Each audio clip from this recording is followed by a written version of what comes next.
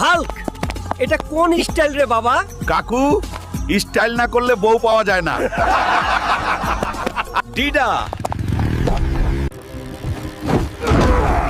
এটা কি ধরনের কাজ? তুমি আমার স্টাইল চুরি করেছো।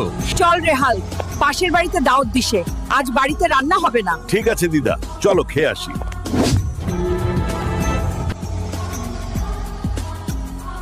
এগুলো কি খাওয়া যায় নাকি? মাংস না দিলে আজ ভাত খাবো না। চুপ করো, কি করছো? মাংস না দিলে ভাত খাবো না।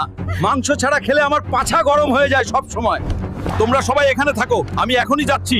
বড় দেখে আরেকটা গরু ধরে আনছি, তারপর সবাই বসে পাছা ঠান্ডা করে মাংস দিয়ে ভাত খাবো। হাল্ক আবার শুরু করলো রে। এখানে তো বড় বড় গরু থাকে, এখন তো হালার পুত কাউকেই দেখতাছি না।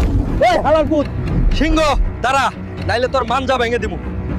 এই সিংহ, আমি একটা গরু কোথায় পাবো? আমাকে তাড়াতাড়ি নিয়ে চলো।